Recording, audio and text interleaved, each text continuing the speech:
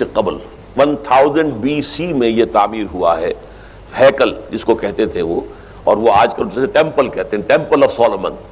یعنی ہیکل سلیمانی یا معبد سلیمانی، ہم اسے مسجد اقصیٰ کہیں گے، دور کی مسجد۔ اس کے بعد وہ یہ ہے کہ تقریباً 600 قبل مسیح میں 587 ایگزیکٹلی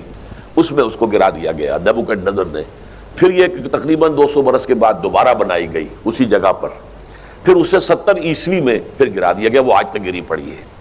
تو جب حضور صلی اللہ علیہ وسلم کو معراج ہوا ہے تو وہاں کوئی عمارت نہیں تھی، البتہ یہ کہ معلوم ہوتا ہے کہ ایک گرجا وہاں پر بنا دیا گیا تھا، اس لیے کہ یہ جب ہیڈریان نے اس کو آباد کیا دوبارہ سن 70 میں تو تباہ و برباد کر دیا تھا ٹائٹس رومی نے سن 70 عیسوی میں، حضرت عیسیٰ علیہ السلام کے رفع سماوی کے 40 برس کے بعد، تو اسے گرا دیا اور پورا شہر ویران کر دیا۔ لیکن پھر 60-70 برس کے بعد وہ ایمپرر تھا ہیڈریان رومن ایمپرر، اس نے دوبارہ آباد کیا، اور دوبارہ آباد کیا تو اس کا نام ایلیا رکھا، اب یروشلم نہیں رہا۔ اور پھر یہ کہ جب سن 300 عیسوی میں جو ایمپرر کانسٹنٹائن تھا قسطنطین، وہ جب عیسائی ہو گیا تو اب یہ پوری مملکت عیسائی ہو گئی، تو پھر وہاں ایک گرجا تعمیر کر دیا گیا۔ اس گرجا میں حضرت عمر گئے تھے جب انہوں نے ہینڈ اوور کیا ہے حضرت عمر کو وہاں کے عیسائیوں نے، تو جب حضرت عمر اس گرجا کے اندر ہی ابھی تھے، دیکھ رہے تھے جگہ، تو نماز ظہر کا وقت ہو گیا، تو حضرت عمر نے فرمایا کہ میرا نماز کا وقت ہے، تو انہوں نے کہا وہاں کے عیسائیوں نے کہ آپ یہی پڑھ لیجیے، آپ نے فرمایا نہیں، اگر میں یہاں پڑھوں گا تو اسے پھر مسلمان مسجد بنا لیں گے۔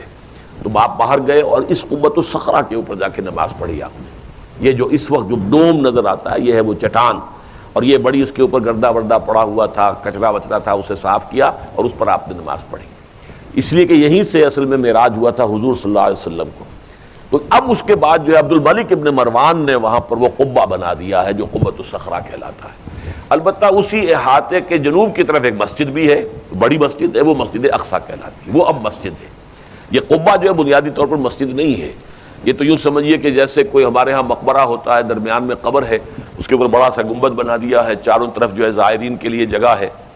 ایسے ہی یہ وہ چٹان ہے۔ کہتے ہیں یہ چٹان جنت سے آئی تھی، جیسے کہ حجر اسود جو ہے جس کے بارے میں روایت ہے کہ جنت سے آیا ہوا ہے پتھر، اس طرح یہ چٹان بھی جنت کی ہے۔ بہرحال یہ بہت بڑی ایک چٹان تھی، بڑا پہاڑ کی مانند تھا یہ، جس کے اوپر کے پھر ہیکل بنایا تھا حضرت سلیمان نے۔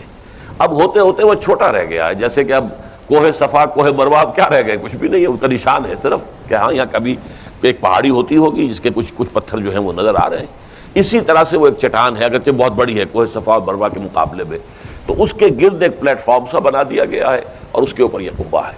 تو یہ ہے اصل میں جو کہ حرم شریف کہلاتا ہے اس وقت، اور سارا جھگڑا جو ہے یہود کا اور مسلمانوں کا وہ اس پر ہے۔ ورنہ یہودی ایہود بیراک جو ہے، جو یہودی وزیر اعظم ہے اس وقت، اس نے یہ آفر تو کر لی تھی کہ ٹھیک ہے مسجد اقصیٰ موجود رہے اور اس کے اوپر جو ہے کنٹرول بھی فلسطینی مسلمانوں کا رہے، لیکن یہ قبۃ الصخرہ پر نہیں ہے، اس لیے کہ یہ ہے وہ جگہ جہاں انہیں اس کو گرا کر اور اپنا تھرڈ ٹیمپل تعمیر کرنا ہے۔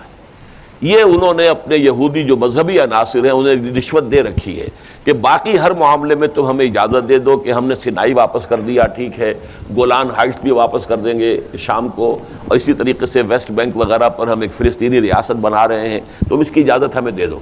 لیکن ہم یہ جہاں تک یروشلم کے بارے میں ان کا کہنا تھا کہ یہ ہمارا جوائنٹ ایک ہی متحدہ دارالخلافہ رہے گا، عربوں کا کوئی تعلق اس سے نہیں ہوگا، یہ پورا کا پورا ہمارے پاس رہے گا،